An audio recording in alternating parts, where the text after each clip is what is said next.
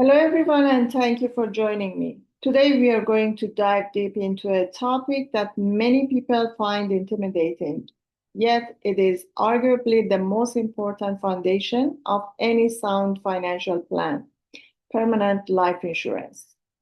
Specifically, we are going to break down the differences between whole life and universal life insurance.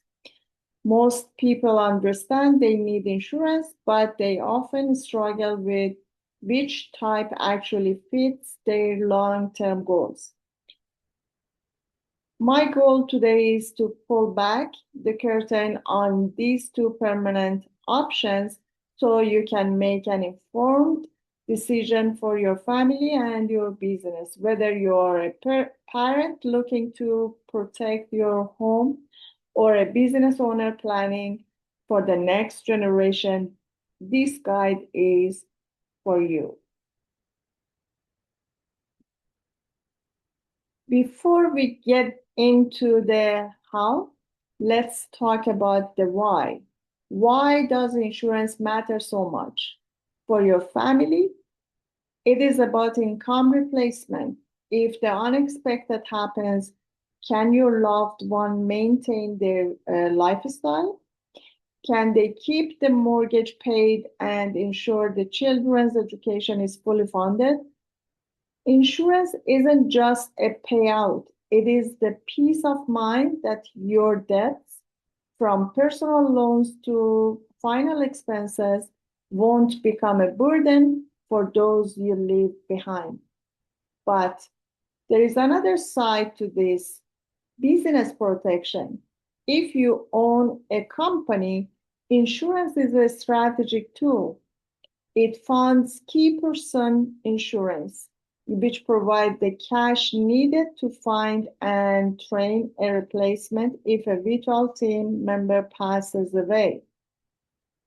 It also fuels buy-sell agreements, giving surviving partners the liquidity to buy out a deceased partner's shares without uh, destabilizing the company.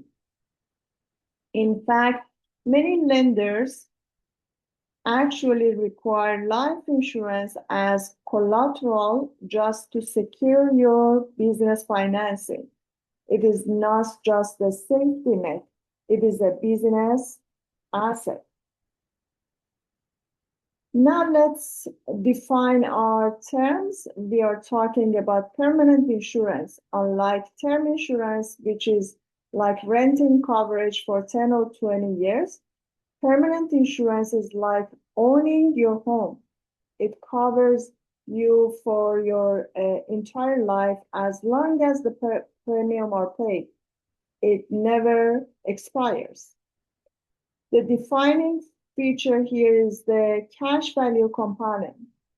Think of this as a saving-like account built right into your policy that grows over time, and there is a compound interest on it. This growth is tax deferred, meaning you don't pay taxes on those gains while they stay inside the policy. And finally, when that day eventually comes, your beneficiaries generally receive the death benefit payout completely income tax free.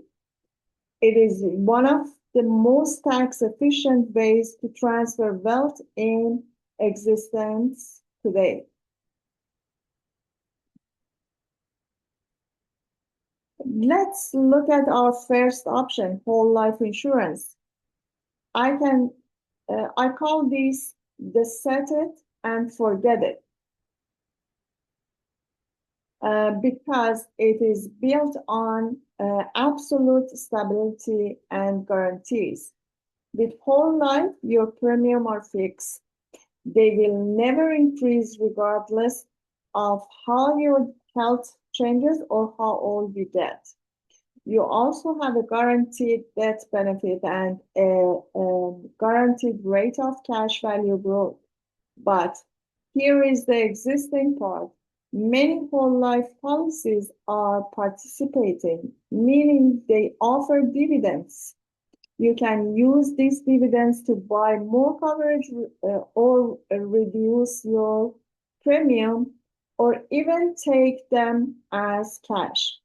This is perfect for the individual who wants total predictability and a conservative, guaranteed financial asset as part of their portfolio.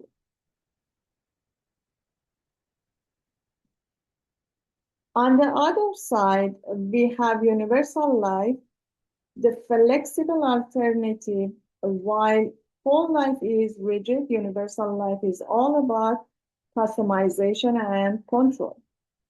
The biggest draw here is a flexible premium. Life happens.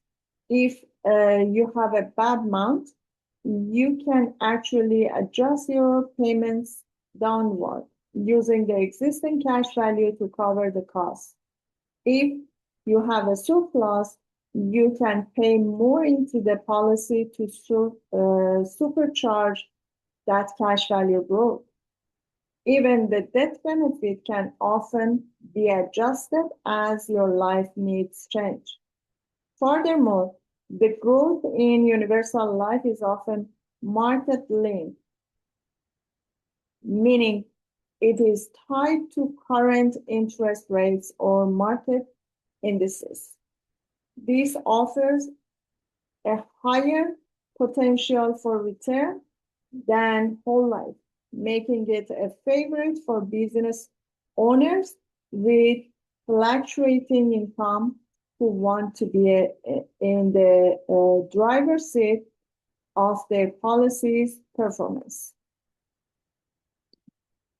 In this slide, you can see the comparison between whole life and universal life. As we discussed, in a whole life, the premium is fixed and predictable, whereas a universal life premium is fixed but adjustable.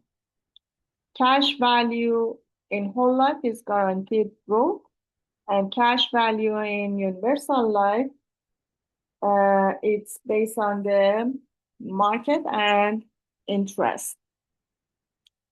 There is no dividend in universal life, but there is a dividend in whole life. In universal life, usually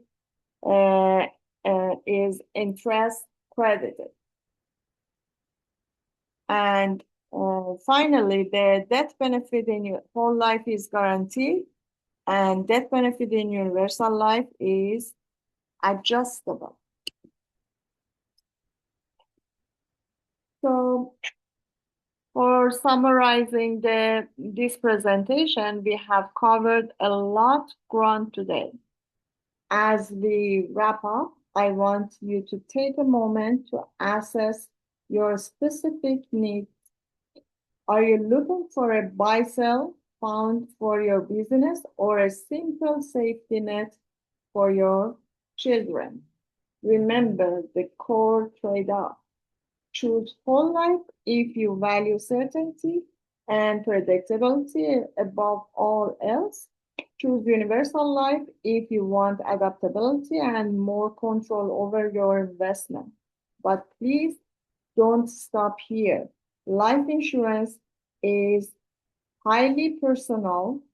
I strongly recommend you consult with a professional financial advisor. They can run illustrations, which are detailed financial projections, to show you exactly how these policies will perform for your specific age and health over the next 20 or 30 years. Secure your legacy today.